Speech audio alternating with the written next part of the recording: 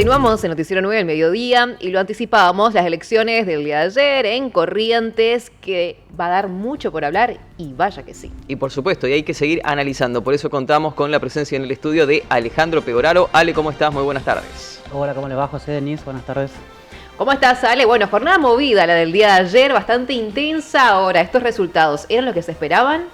Bueno, primero que nada, jornada larga porque nos fuimos a dormir con creo que menos del 50% de las mesas escrutadas, ya con una tendencia que era irreversible, pero recién quizás a las primeras horas del día de hoy tuvimos ya un resultado ya con un avance del escrutinio que llegó al 100% finalmente, pero bueno, el dato a destacar, que un poco lo hablábamos en la transmisión de anoche, ¿no? De la demora, la desprolijidad en la difusión de los datos oficiales que no colabora con el proceso de transparencia y obviamente de evolución de un sistema electoral, de un conteo, sobre todo una elección tan importante. Eso por un lado.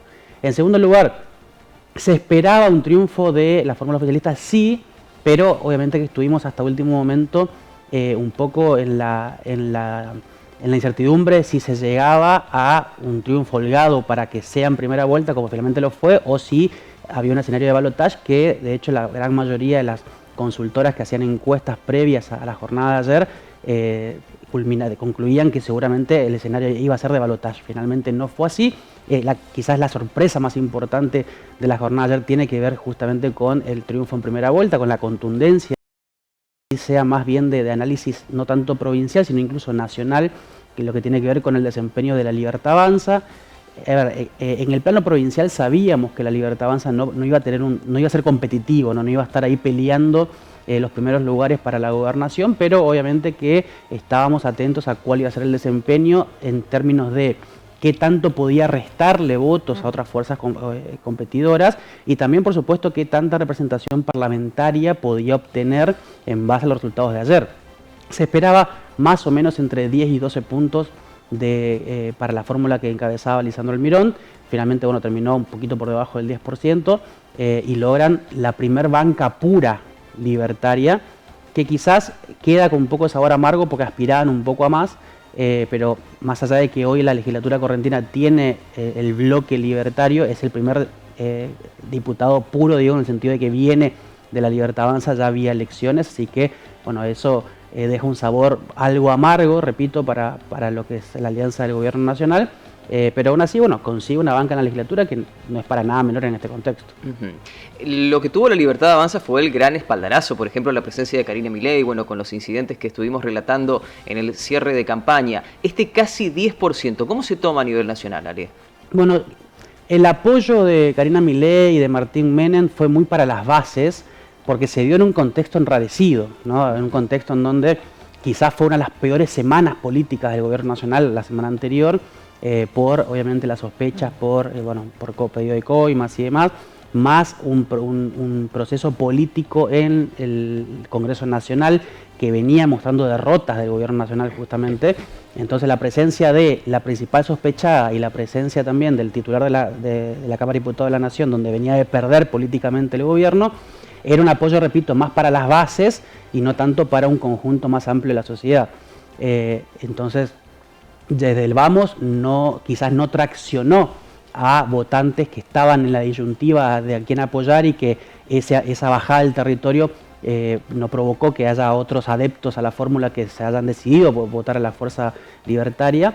Entonces, bueno, terminó pasando algo desapercibido en términos de apoyo político, sí fue muy ruidoso en términos de escándalo, ¿no? Por lo que ocurrió justamente. Se buscaba fortalecer a los propios, tal vez. Exactamente, se buscaba un poco movilizar las bases propias. El votante libertario lo que tiene es que los que son puros, es que están en un clima de fervor, digámosle, ¿no? Porque están defendiendo su escudo, su bandera, por primera vez en muchas elecciones provinciales y querían de alguna manera fortalecer esa fuerza. No fue suficiente, obviamente que hoy todos los medios nacionales, por ejemplo, están tildando de fracaso, en algunos casos incluso con una comparación que, hay que decirlo, es incorrecta, porque por ejemplo se leía mucho hoy de que la Libertad Avanza, o particularmente Javier Milei, sacó más del 50% en el 2023 y hoy dicen que saca el 10%. No es automática esa comparación si pensamos en la gente que votó a Milei para presidente y la gente que vota en una fuerza provincial, o mejor dicho, a la fuerza, pero en una contienda provincial. Claro. No es que de repente perdió 40 puntos de apoyo a la Libertad Avanza porque nunca existió tal nivel de comparación. Pero aún así, y dejando de lado esas comparaciones que son incorrectas, se lee como un fracaso desde el punto de vista de que ni siquiera fue competitivo, no se pudo colar quizás entre las tres primeras fuerzas, pero que con una mirada también muy porteñocentrista, ¿no? Es decir, los que estamos aquí en la región, sobre todo, sabíamos que no tenía un nivel de fuerza que iba a ser muy importante, estaba prácticamente descartado que pueda competir o que hubiese tenido posibilidad de competir en una eventual segunda vuelta que se hablaba mucho estos últimos días, y quizás sí lo que la importancia que tiene o el resultado concreto que puede tener es esta presencia de puros en la legislatura como para empezar a armar quizás una estructura un poco más fortalecida con este diputado que ingresa ahora a la Cámara de Diputados de la provincia de Corrientes. No logró meter senadores, o por lo menos hasta el conteo provisorio no logró hacerlo, pero sí, bueno, es el inicio quizás de una fuerza política, repito, que es pura en términos ideológicos y en términos de sellos partidarios, a diferencia quizás de otras provincias, como es el caso chaqueño, ¿no? Que bueno, hay dos diputados ahora libertarios, pero que vienen de una alianza con el oficialismo provincial. Ahí te quiero preguntar, Ale, ¿no? Porque, como bien decías, vos todo lo tiran de un fracaso, una derrota, pero es algo nuevo en teoría, porque va sola por su cuenta en Corrientes, la Libertad Avanza. Y en ese sentido y en ese contexto, ¿no hubiera sido bueno que en términos de comunicación política, estratégica también si se quiere, que se presente en su búnker Lisandro Almirón, el candidato, a hablar, a consultar con sus militantes? Porque estuvimos ahí hasta las 12 menos cuarto, no apareció. Y sin embargo creo que hubiese estado bueno, ¿no? De dar unas palabras, reconocer también el apoyo, que no fue como tal, no fue una derrota. Bueno, eso es un mal mensaje para las bases. Obviamente que quizás el no reconocerlo, como quizás fue el caso de Colombia, ¿no? Que salió más temprano a reconocer la derrota y bueno, obviamente a felicitar al ganador y de alguna manera, bueno, sentar las bases de cómo sería el futuro proyecto político de ese espacio que no logró la victoria. Quizás el gesto o haber tenido ese gesto por parte de Almirón hubiese sido muy bueno para sus bases, pero entendemos que todo está reducido de alguna manera a las propias particularidades emocionales y gestuales de un espacio político que no se caracteriza por las buenas formas, que no se caracteriza por de alguna manera dar mensajes optimistas y demás, por el contrario va al choque constantemente. Quizás una lectura podría ser de que no hizo ese mensaje Almirón para evitar quizás ante prensa local y prensa nacional tener que admitir el resultado electoral como un fracaso, quizás aún no sabían cómo explicarlo todavía y decidieron optar por no hacer este mensaje público. A mi entender es un error, pero repito, me parece que viene de la mano de no hacer público o no dejar explicitado lo que no fue un desempeño electoral positivo. Después, si lo tildamos de fracaso, no es otra cuestión.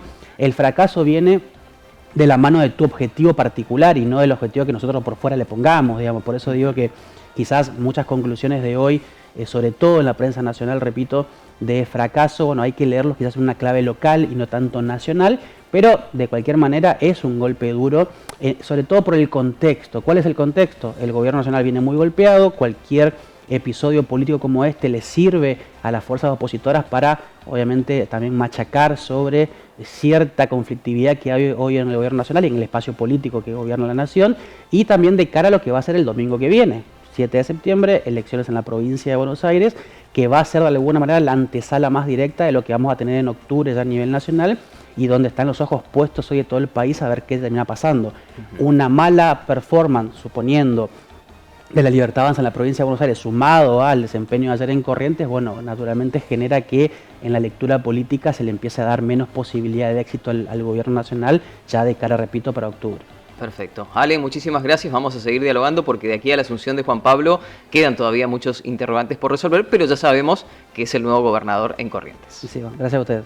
Por favor. Ahora tenemos que hablar también lo que han dejado en las intendencias, sobre todo, que también ahí es donde juntaron la mayor cantidad de votos. Exactamente, se han dado verdaderos batacazos. Y vamos a conocer estas cifras con la siguiente información porque Vamos Corrientes arrasó, como bien decía Denise, en las intendencias. Allí tenemos los espacios, cómo están pintados. El color naranja es Vamos Corrientes, que acaparó, por lo que vemos, el mapa correntino. Tenemos también con lo que es limpiar corrientes, lo que es Tincho Ascúa, Martín Ascúa. Estamos hablando, recordemos, esto es en esquina, de lo que va también elegir en octubre. Son distintas intendencias lo que han manifestado. El oficialismo obtuvo 62 intendencias, el peronismo 6, ECO 4 y ELI 1. Esto tras las elecciones del domingo y el triunfo de Juan Pablo Valdés como gobernador. Entre las 62 intendencias allí obtenidas por el oficialismo se destacan el triunfo en Paso de los Libres y San Roque, de actual gestión peronista, ratificando la continuidad de las gestiones en ciudades como La Capital, Goya, Curuzucuatía, Santo Tomé y Montecaseros, entre otros. También tenemos que el Frente Limpiar Corrientes, alianza encabezada, como recién lo decíamos, por el Partido Justicialista, triunfó en Santa Lucía, Empedrado, Bonpland, Sauce, San Isidro y Felipe Joffre.